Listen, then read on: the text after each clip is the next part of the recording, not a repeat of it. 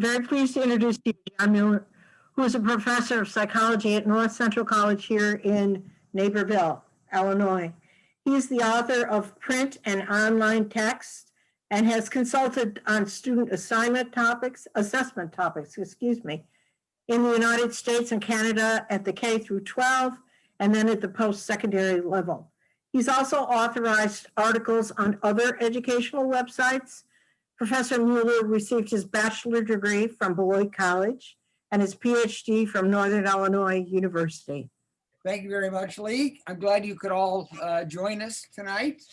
Welcome to my basement, as we say in the Zoom world. It has been a challenging year for all of us, some more than others. Of course, not only have we been going through this pandemic, but we've been experiencing a lot of tensions, political tensions, racial tensions.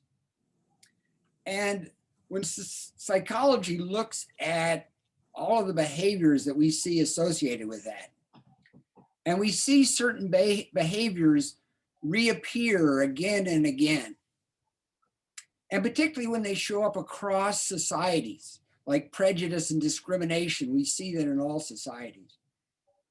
And even for behaviors like that, that societies don't normally condone, and yet we see them frequently appear, then psychology knows that at least a piece of that is wired into humans. It's part of human nature. And so I want to start there. What is wired into humans, and how does all of this get started?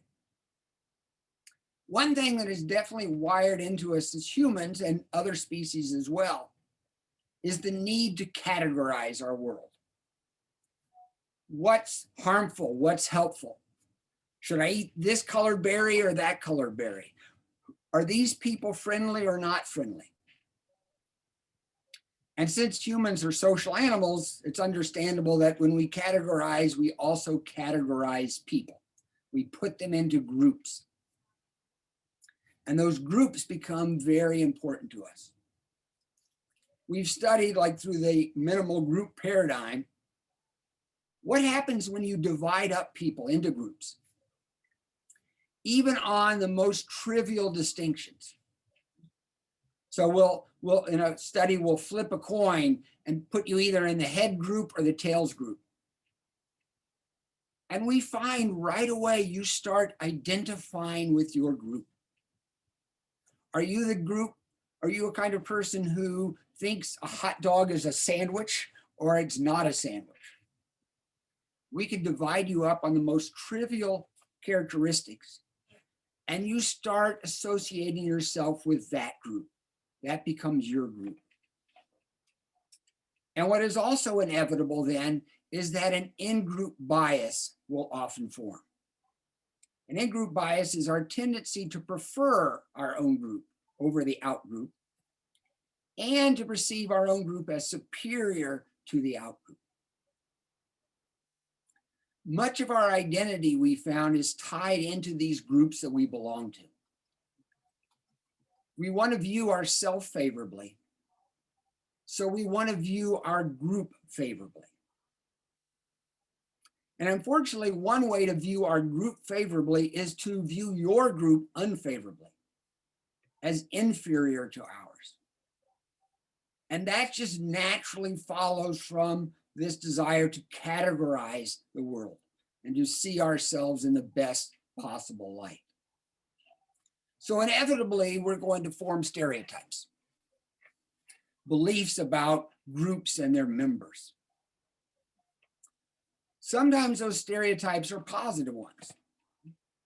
So people might think we old people are wise, or we have a lot of experience.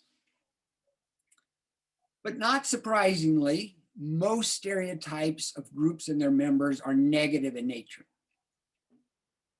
And from what I just said, that would make sense. If I want to view the out group as inferior to mine and view my group favorably, then I'm going to tend to see your group in more negative terms. And so we tend to generate more negative beliefs about other groups and more positive beliefs about our groups. That doesn't mean I dislike your group, though. I can have a negative belief about your group and still feel okay about your group. I may think old people are very forgetful and yet like old people. I might think young people are impulsive, but like young people. So stereotypes don't mean I like or dislike. It simply means I have this set of beliefs about your group and its members. It's when I add negative emotion to those stereotypes that we start getting into problems. Those stereotypes with the negative emotion attached to them then can lead to prejudice and discrimination and racism and bigotry. In psychology, we tend to define prejudice as a preconceived negative attitude toward a group and its members. So a stereotype is a set of beliefs I have about your group. And it can be positive or negative. But by definition, a prejudice is negative, and it's an attitude. It's my evaluation, my feeling about your group. Do I like it or not like it? And that could lead to discrimination towards your group, unjustified negative behavior toward a group and its members. Racism is another word that we hear quite often, and it's defined differently, even across different disciplines. So for example, political science tends to define it somewhat differently than psychology does. But for psychology, racism we typically define as a combination of those first two things. When people or groups exhibit prejudice and discrimination towards a racial or ethnic group and its members. And finally, the big umbrella over all these things is this term bigotry. Sometimes that's confused with racism, but bigotry is prejudice and discrimination toward any kind of group and its members. So not just racial or ethnic group, but prejudice based on sexual orientation or on gender or on age, all kinds of things. And all those different forms we put under this umbrella of bigotry. But those negative beliefs start leading to these other things when we attach negative emotion to it. Leads to frustration, leads to anger associated with these groups. When we think about where does that negative emotion come from, one of the most common sources is threat. And in this case, we typically talk about it as perceived threat. We've learned in psychology that it doesn't matter whether this other group is actually a threat, whether Muslims are actually a threat. It's whether you think they are, whether you perceive them to be. One central idea we've learned in psychology is it's not reality itself, but our perception of reality that influences our behavior. What do I think is true? That's what matters to me. A couple of the most prominent, significant forms of threat that we often perceive that other groups might have towards my group are realistic threat and symbolic threat. By realistic threat, we mean that this other group may threaten your physical safety or your financial security. Those are significant threats, threats to my financial security or my physical safety. So for example, again, Muslims may be perceived as terrorists, and so people may fear for their safety. And so they're seen as a realistic threat, perceived that way. Back in the 1980s, I remember when Japan was becoming a real economic power in the world. In this country, there was a lot of Japan bashing because now they were becoming perceived as a threat to our economic future. And so out of that came a sense that they were a threat to us. And that led to negative emotion. That led to anger and frustration. But even more powerful than realistic threat may be in some cases what we call symbolic threat. This is where I perceive that another group threatens my group's values and beliefs. And particularly if those values and beliefs are central to who I am, central to my identity or my group's identity, I may find those particularly threatening. For example, again, Muslims may hear you also seen as a symbolic threat if their religion is seen as a threat to your religious beliefs. Or often many people have been threatened by the sexual orientation of other individuals because they have a worldview that men are supposed to marry women and you're supposed to retain the same gender identity throughout life. And that's the way I conceive of the world. And that's the way that makes sense. And so anything that disrupts that, challenges that, may be seen as a significant threat to me. There was a survey done just a couple of years ago that asked Americans, which groups in our society do you like the least? Who are the most disliked groups?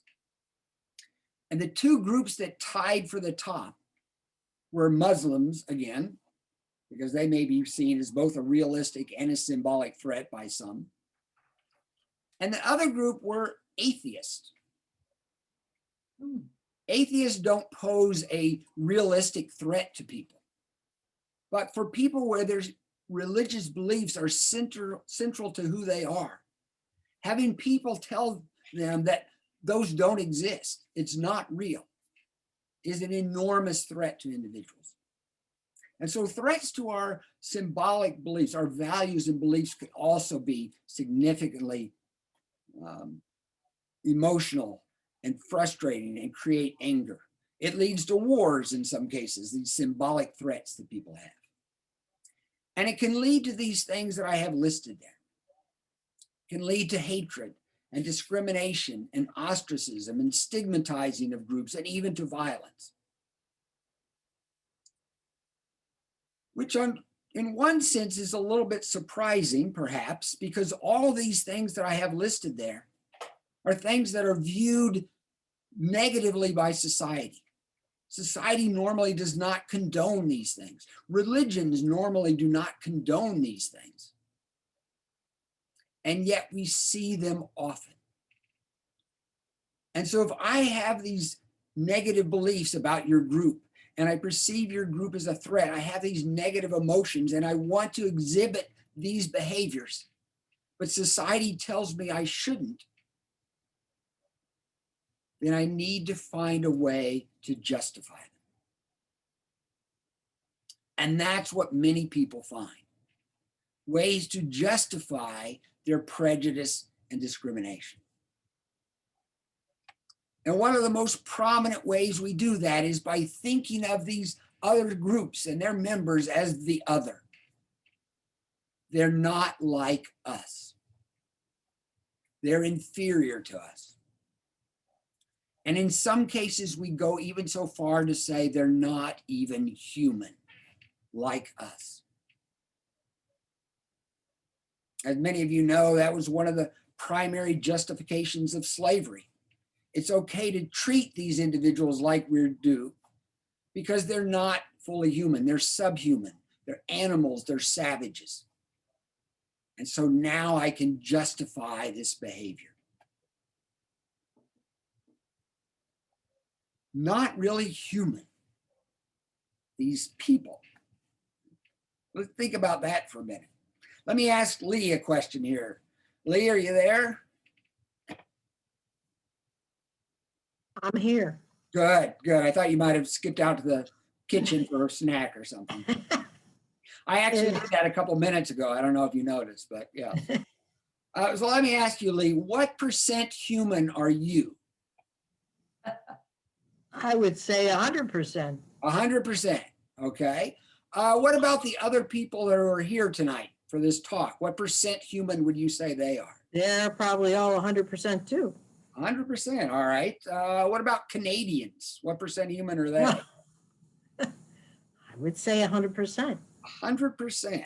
All right, one more. What about people who don't pick up after their dog when they're out walking. Now that makes a lot of people angry.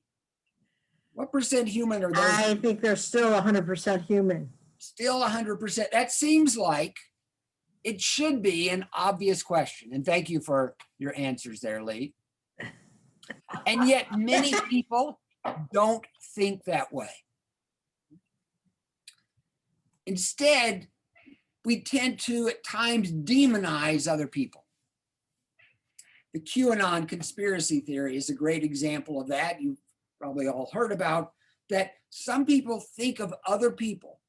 Often these are members of government or members of Hollywood as people who are Satanists, who are cannibals, who are pedophiles. They're just the most evil people that you can imagine. And by demonizing them in this way, it's easy to see it as acceptable to treat them as inferior and view them as evil in these cases. And so unfortunately, at times with certain groups, we tend to dehumanize them. This process of depriving a person or group positive human qualities. Think about what some of our most positive human qualities are. And we tend to deny it of some groups. They lack empathy or compassion or intelligence, the capacity to reason. We sometimes deny this to other groups as a way to justify our treatment of them. This was a clever study done a few years ago. They gave participants this scale. You've probably seen something like this ascent of humankind scale. And they put a slider underneath of it. And then they would give them a group of people and say, where do you think they fall along this scale? Essentially, how human is this group? And here's what they found in a number of studies. At the bottom of this table, we'll start there. They asked Israelis about Palestinians. And they said they were only 44% human. Wow. 44%. Hungarians were asked about Roma, which is gypsies, often viewed negatively throughout Europe. Only 49%. And we see these low numbers for Muslims, Jews, Blacks, ISIS members, Mexican immigrants. The top ones are, they ask Americans about these different groups.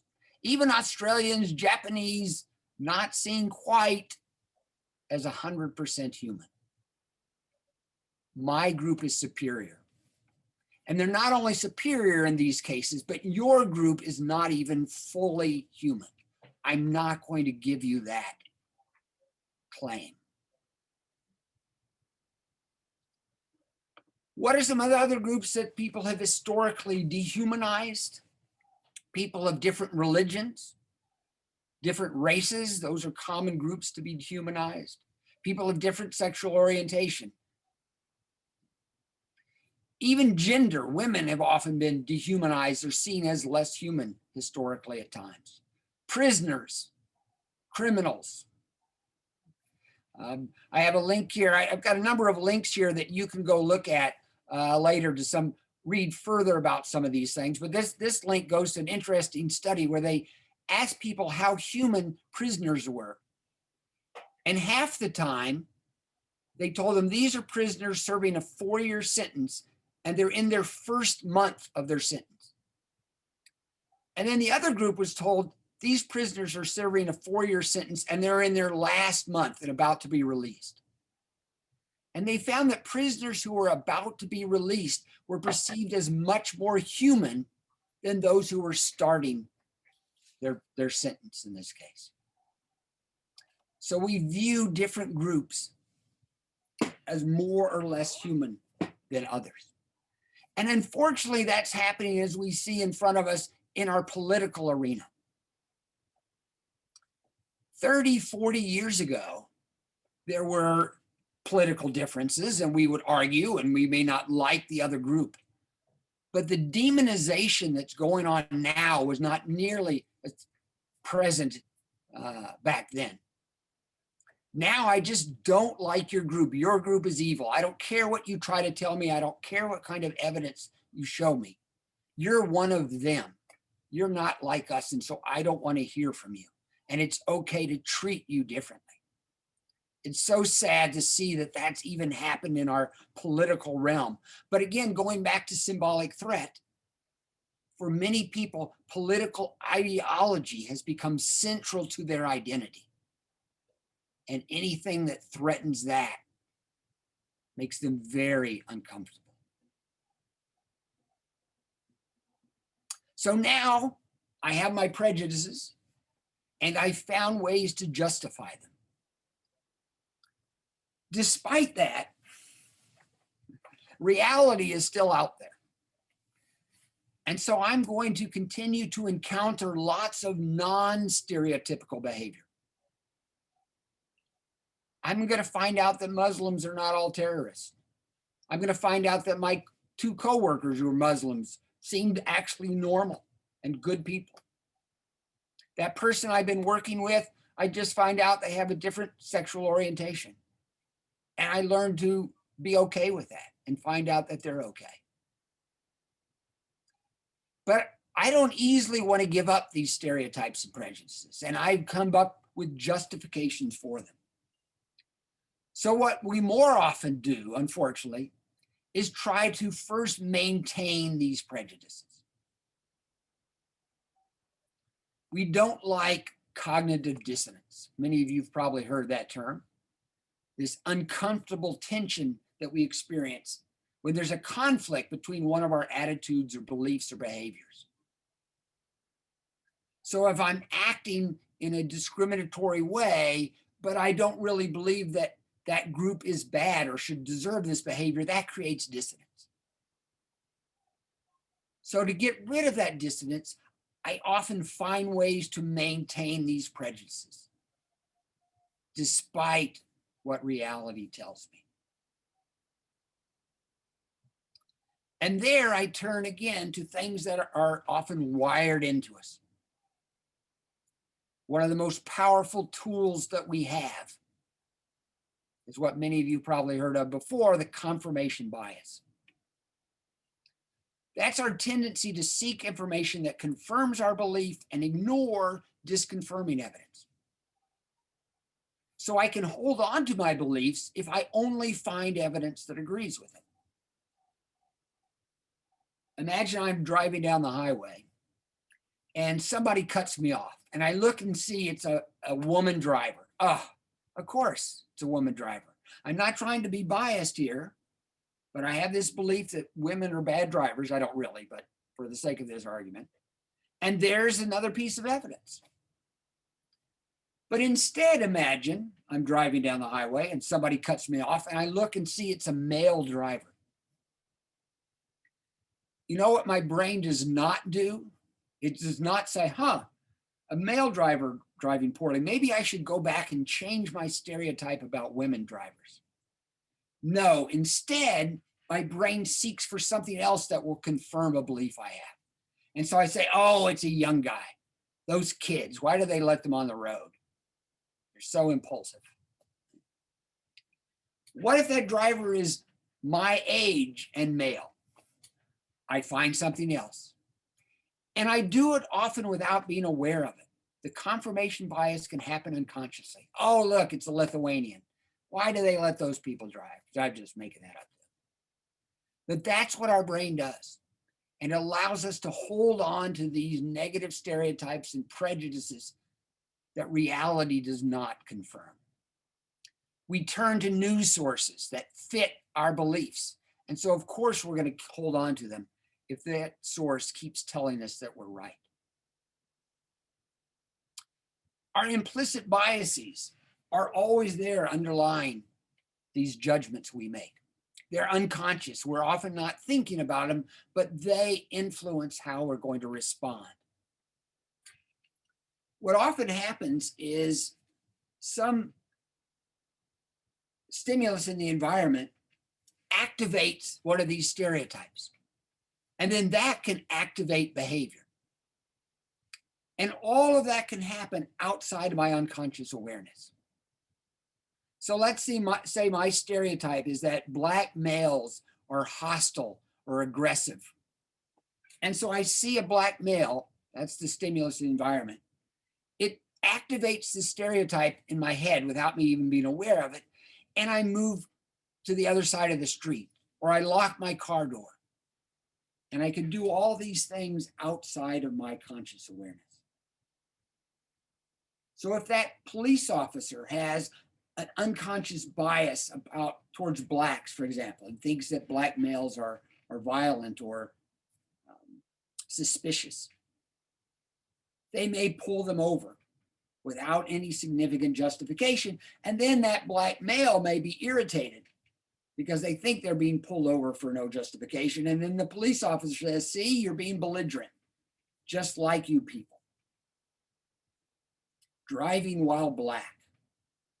You've probably heard that, DWB. Have you ever heard of SIASMYOBWB? That's sitting in a Starbucks minding your own business while Black. There's so many situations where that's happened. As opposed to DWG. Anybody heard of DWG? That's driving while German. Probably haven't heard of it because I just made that up.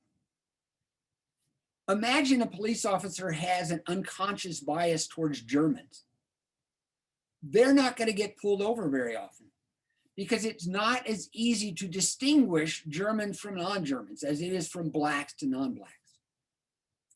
So particularly groups, minority groups that are more easily distinguished are even more likely susceptible to these unconscious biases that we have. So what can we do about any of this? As I started talking about, these things are to some degree wired into us. It's hard to escape them. We're never going to get rid of our stereotypes. We can modify them somewhat, but they will always be there. So what psychology researchers ask, are there ways at least to reduce some of this prejudice and discrimination? Now, I'll just talk about a little bit about this, and then you may have some more questions here in a few minutes. But let me start with a question that was asked by one person, and I've heard a number of times. What if I find that my friends are drifting away from me, or we're drifting away from each other because of our political differences? Is there anything I could do about that and hold on to some of these friends and make that friendship work? That's not an easy thing either.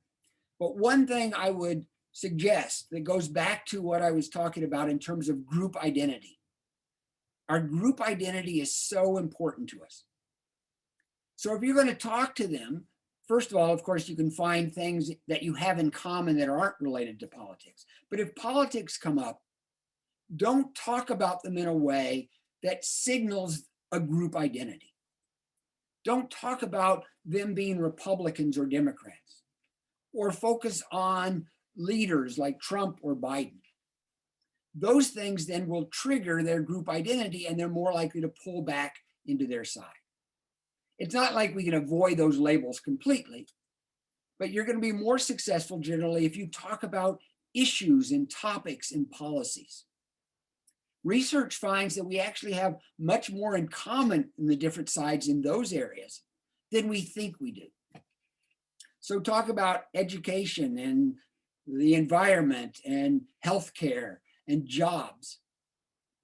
And you'll find you have some commonality there without bringing those labels into it. Unfortunately, what doesn't work, that people have been trying a lot, is this implicit bias or diversity training. So far, at least, the research has found that in general, it's not very effective. The number of reasons for that. One is I say there, particularly when you force people to do it, they often react against it. You're telling me I'm bad. I don't like to hear that. But also it's often not effective because these are often one-shot, 1 hour, 2 hour, 3 hour training sessions. And it's hard to change implicit biases in just an hour or two. And so a recent study found that they looked at more than 3,000 doctors in training. And they found that they had gone through hours of implicit bias training, and it had no effect on their attitudes and behaviors towards people of color. Whereas I'll talk about in a minute what was more successful with those 3,000 doctors in training. I would just say telling the other person they're an idiot, even if they are, is probably not a good strategy as well. So just quickly, what can work? What they did find with those 3,000 doctors in training is that the more they interacted with people of color, the more positive their attitudes and behaviors were towards them. Just telling them be positive was not very effective. But finding out what those people were like and uncovering some of your misconceptions about them, seeing that that person working next to you is actually a good person and you've interacted with them, that's more effective, finding ways to do that. And enacting laws and restructuring our environments, I'll leave it with, are often effective. Up to when we finally approved same-sex marriages, there were lots of people screaming that if we did that, society itself would crumble, marriage would crumble, democracy would crumble. But once those laws were passed, none of those terrible things happened. And people's attitudes about same-sex marriage improved dramatically across society. And so laws may be simple, look like simple things to do, but they can have long-term effects. So can another difficult thing, which is undoing systematic racism or systematic bigotry, restructuring the environment so that those systematic obstacles are not there, that inequality is resolved to some degree. I leave you with the last example. I just heard this on the news the other day that all of us trying to get these COVID vaccines now, and it's not an easy thing to do.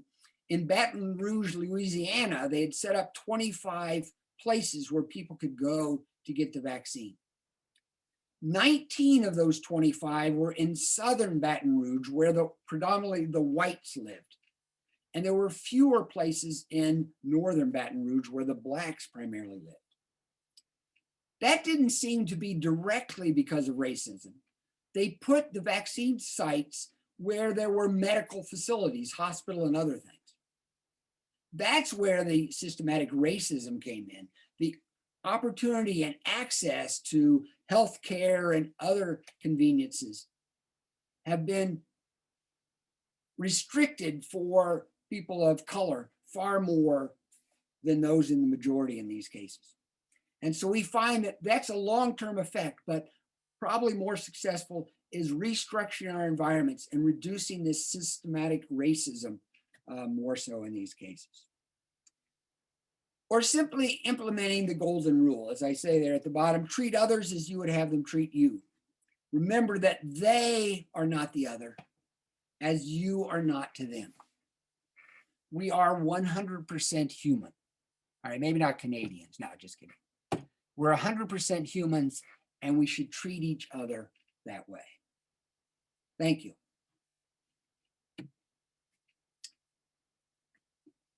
Questions? Let me mention, before we get into any questions you might have, these two links that I have at the bottom.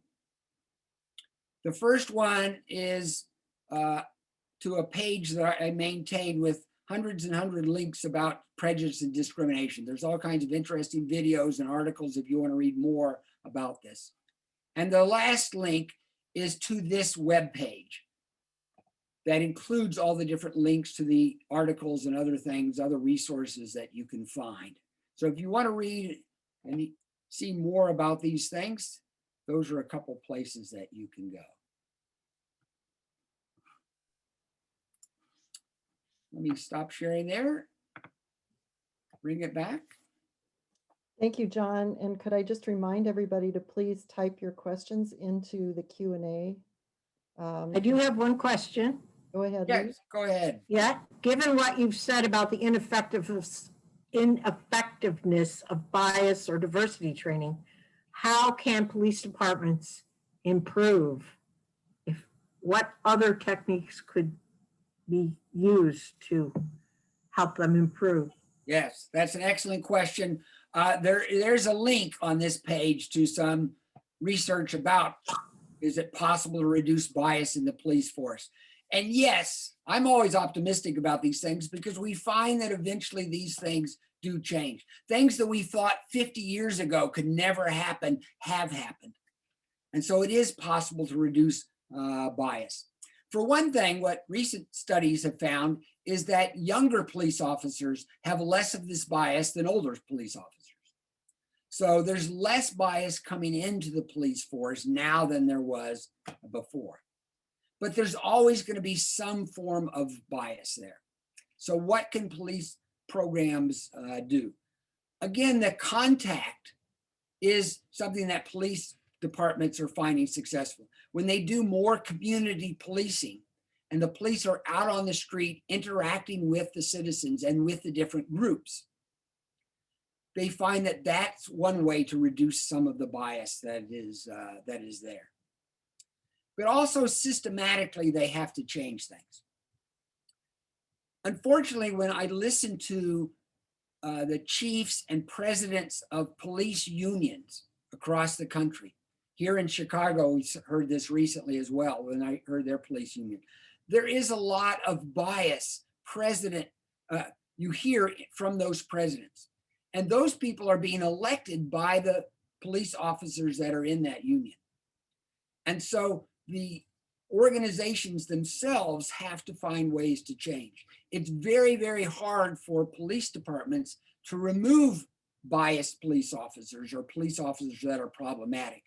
And so that's a structural problem that can change. But I think that programs that subdepartments are using that are being more successful involve the contact, involve placing them in what they call counter stereotypical scenarios. There was a study that had white people, not police officers in this case, white people imagine that gave them a very vivid scenario where they were being attacked by a white male and a black male came and rescued them. And then they asked them questions about how they felt. By putting them in a counter stereotypical situation that's very vivid and self-relevant, it's about them, not another person. They found that more successful at changing people's biases and ways. So we can also create some more successful bias training, implicit bias training, diversity training as well. Other questions? I have another question.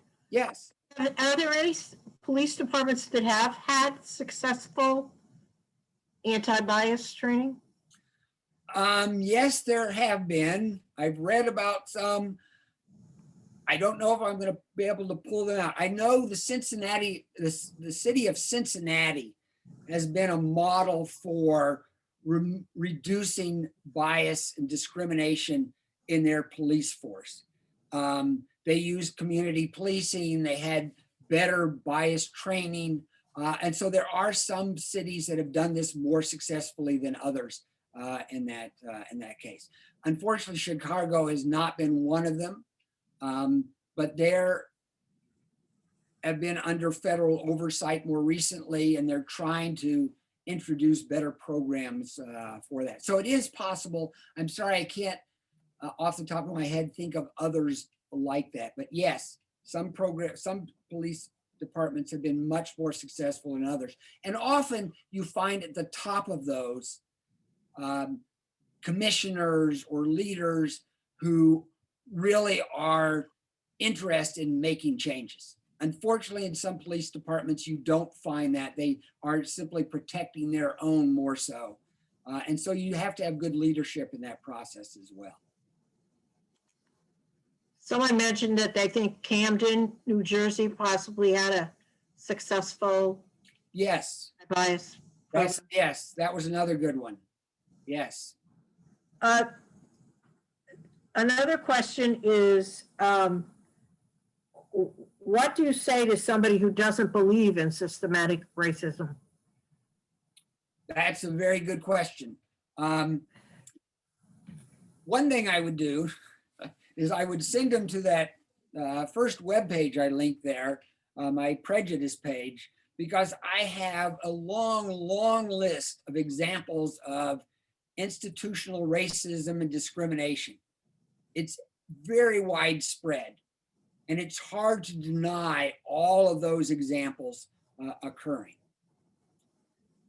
I don't want to keep picking on police departments in that case, but again, we see many cases in the news. Again, I point to these police unions. And if it was just a few bad apples, some people want to say it's just a few bad apples, then why do we find these results of widespread abuse in certain police departments, for example, in social media? They have private groups where a large percentage of the police officers are spouting biased or discriminatory things. But getting away from that, we can look at ways communities still discriminate against people of color or minorities, and there is still redlining, for example, that banks use in more subtle ways now. There's putting plants and businesses that are going to pollute primarily in areas of low income communities. We see this regularly happening again and again and again. And so the real problem in answering that question is, I can present this individual with lots and lots of evidence of systemic racism. But what's happened in this political divide that we have, because when I try to teach my students to think critically, the first thing I say is ask, what evidence do you have to support that claim?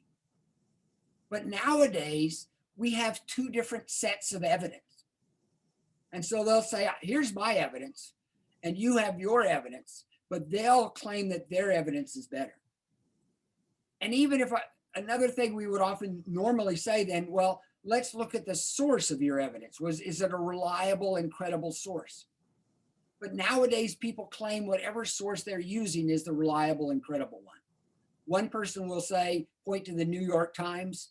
Somebody else will point to the Washington Times and say, this is my source, it's reliable and credible. And so normally I would say, present evidence to the person of systemic racism, and there's plenty of it. But it's becoming more and more common that people want to deny whatever evidence you show them because it's not coming from their sources or it disagrees with their particular positions.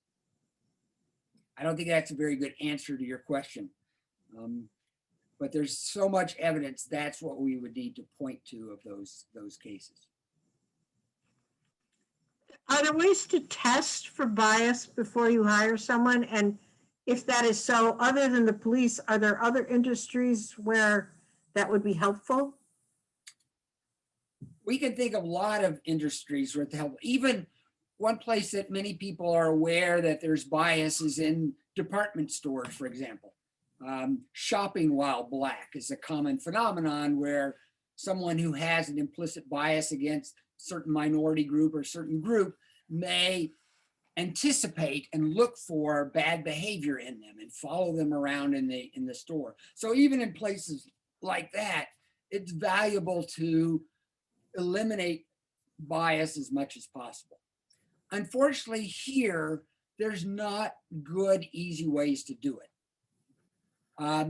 You could present them with scenarios and ask, how would you deal with this situation? But one, some of those kind of questions are not legal in hiring settings. And two, people know how to respond to those kind of things.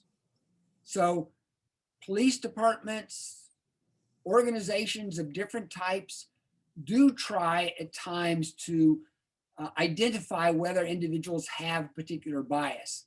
They may even go, it's easier for private organizations to do this. They'll go screen the person's social media. That's often an effective way to look for bias if you really are looking for that, because people don't really think about what they're putting out there and aware of what's out there about them. But government agencies like police departments are much more restricted in what they review and what kind of questions they ask. And we don't have clear, reliable screening devices that they can use for that necessarily. So it's not easy to sort of screen out the bias in the first place. You're still going to have to treat it to some degree while it's there in your organization. How influential do you think movies, television, advertising is in influencing our biases? It's very influential in those cases because we don't always know how to feel about certain things, including groups of people, because some groups of people we never have contact with. I remember back again, dating myself here, back during the Olympics, like in the 70s and 80s, before the Soviet Union crashed, there was lots of bias up against the East German athletes. And we had all kinds of negative stereotypes about them. And yet most of us had never met them. And yet we still had negative stereotypes about them. And so the media feeds into those particular stereotypes and gives us information or beliefs. And unfortunately, the media does not present an accurate representation of many groups much of the time. And even when they do, the confirmation bias takes over. A good example of that is if you're watching the news and mugshots show up of certain people who've committed crimes that they're reporting.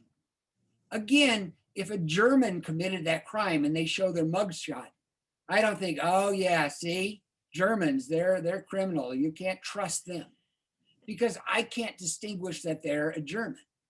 But a Black person's face shows up, I easily can tell that's a Black person, and then I easily associate them with crime. And so my brain makes these kind of associations, negative associations to certain groups that they don't in other groups. So movies, the news, all kinds of media, social media definitely perpetuates and helps maintain these stereotypes, particularly because now we have so much more choice in that media. And so I can go find the sources that are going to agree with me and provide those stereotypes. Are there any activities that you could recommend that families can do to perhaps raise children that have as few biases as possible? So two answers to that quick. I know we're running out of time here. One is, again, that web page of mine about prejudice. It starts out because it's a page that's designed for people who teach about this topic. And so it lists a bunch of activities there that teachers can do in their classroom with their students. But many of those are ones that can be adapted for other settings, even in for the family. For example, one that I do in my class is I will divide up my class on some random feature. Like, do they own iPhones or Android phones? And I'll put them into two groups. And then I'll have them list things that about the other group. Why do you think the other group owns iPhones? Or why do you think the other group owns Androids? And what you usually find in that case is they start writing down some reasonable things, but they generally tend to become more and more negative reasons about the other group. And so a simple activity you could do is divide your family up, even into something, those of you who wear tennis shoes and those of you who don't, and then have them talk about why does the other people wear tennis shoes or don't? Why do they do this and don't? And help them see how easy it is to start forming negative beliefs about that other group. Many that just don't make sense at all. So I go to that page and you can find other similar kinds of activities. There are things that you can do to help reduce some of those biases. But one of the best of them is just say, why do you believe that? What is your evidence to support that? And teach them critical thinking in that way.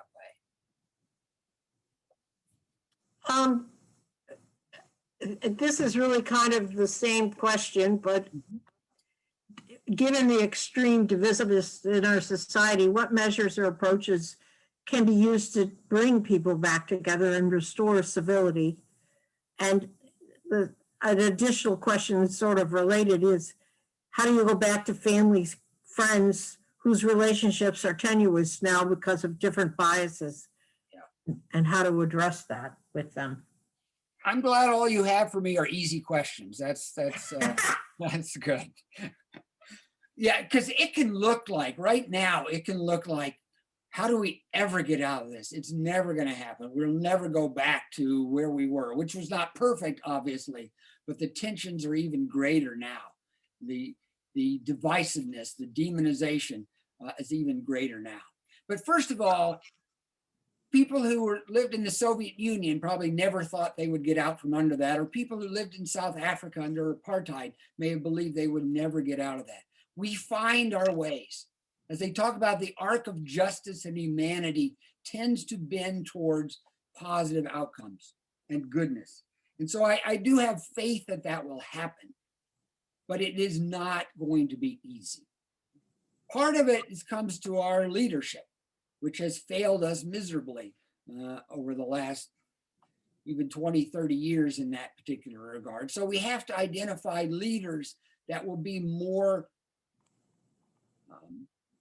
sympathetic, compassionate, reasonable. That's one thing that we have to do, and that's not an easy thing to do in this case. Again, laws can change that. I'll be a little bit biased here, and I say the first law that was just passed by the new House of Representatives and the Senate, HR 1 in the House, is the For the People Act or something like that. And it's designed to make voting as fair and open as possible, to reduce as much of the voter suppression that has been happening over the years. If we open it up and let everybody have an equal voice, we're going to have a better conversation and people will feel less like they're being threatened by the other side. So there are legal means to address that as well. But to answer the second question, to bring it down more to a personal level, that's a very hard thing to do. I would say one thing is what I mentioned before. Don't think of the other person as bad or evil or they can never be saved or whatever. Consider the things that you have in common with them. Start there. Talk about them there. Be willing to share some things that you agree with them. For example, there are people who wear masks and there are anti-maskers. What doesn't help is to attack the person who chooses not to wear a mask and tell them how bad their arguments are. What's a better way to start is talk about one thing about masks, if you're a pro-mask person, I hope you are. One thing about masks that make you a little uncomfortable. Yeah, it's not easy wearing them. I do have a little more difficulty breathing out them, whatever. Find a little bit of common ground. They find that if you start there, then you can get them involved in some dialogue. And people who seem to you completely unreasonable can very quickly become reasonable in these cases. One example of that I often give is how, again, negative emotion seems so strong, but it can be undone more easily than stereotypes can. We find that prejudice is easier to undo than stereotypes because the negative emotion can be taken away from the situation more quickly. Bears and Packers, they often claim they hate each other. Bears players, well, I hate those, they're dirty Packer players. But that's all because there's competition between the two. If you take one of those Bear players and trade them to the Packers, suddenly they don't think those Packer players are that bad. So people out there can be reasonable. You need to find common ground where you can meet them and accept that in them and not look for what might be unreasonable or terrible about them. I know that's not an easy answer and there isn't one. If any of you find one, please pass them along to me. I would like to know that also. Do you have to wait till the time is right before attempting to pass discrimination laws, or do the laws have to be passed to change the environment? The good news is on that, that's a great question too. Some people think, don't do it while everyone's heated about this thing. But they did that during this, again, same-sex marriage debate. There was a lot of heat about it. But leaders stepped forward, passed that law, and once it became something that I had to do and had to accept, people turned around and said, all right, I'll be more willing to be accepted. It might be begrudgingly initially, and some people never accept it, but it's much easier for people to do it. So we found that even when there's a heated period of time, it is possible to pass those laws. But you don't want to do it by demonizing the other side. Talk about the benefits of same-sex marriage or Black Lives Matter and those kinds of laws. Talk about the benefits, the positive things for everyone. It doesn't just benefit people of color. It will benefit all of us, and talk about why that is the case. I'm going to take one more question here. Good. Robin DiAngelo's book, White Fragility, tries to reveal the white privilege of our country through examples both historical and current, and I have read this book. Sounds like her strategy isn't very effective because it seems to make people mad. What do you think about that book, and is there an alternative suggestion for reading? I've heard about the book. I don't know. I can't comment on whether it's good, useful, or not, or whatever, but it follows in the other things I've been saying. If you just try to go tell white people, hey, white privilege, you should recognize that you have white privilege, often they will react, they'll recoil from that and won't respond positively to it the way that you want them to. So again, attacking people or challenging them on these things tends to be less effective than meeting them more on equal ground or common ground about it. Let's talk about inequality in this society. Where do you see it? Everybody does see inequality. White supremacists believe there's inequality. Let's talk about where that is, why that is, where's that coming from in this case, instead of, again, demonizing the other person. I'm not saying you can't talk about white privilege. That's an appropriate thing that should be part of the conversation. But it shouldn't be thrown in people's faces as the way to start the conversation about that. And so I'm not sure what that book argues about it. It's something we should be talking about, white privilege, but I think we do have to be careful about how we do it so that we engage people in conversation and not create an us versus them scenario. There are three questions that I'm going to combine for the last question. Okay. Parents, what can parents do to ensure that their children grow up with less bias? What can the schools do? Are there any kinds of programs going on to work on that? Very good questions again. To just quickly start with the family side. Be open. It doesn't help if you tell your children, this is what you should believe. You should be a critical thinker. You should always do this. Even if you're pushing good, appropriate views on your children, they may at some point rebel against those or feel trapped into those views. And so they find people who turn to cults. I'm not saying you're turning your children into cults, but people who turn to cults or whatever are often felt that they were stuck in a rigid belief system, even if it was a good belief system. So be open with your children. Acknowledge that there are different sides. Accept that they might question some of your beliefs. Tell them that's a good thing. Play the devil's advocate with them at times. So it's better to have an open conversation and open environment about ideas than a more restrictive one if you want your children also to be open to different ideas in that case.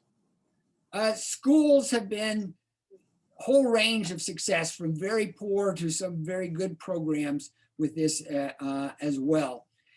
And again, those programs that try to tell people how to do it. For example, research found that for the most part, the drug education programs were not successful because they were pretty much preaching to children most of the time.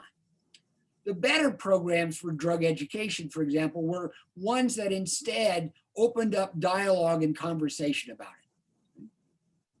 Instead of just telling them drugs are evil, let's talk about drugs. What might be the pros? What are the cons of those things?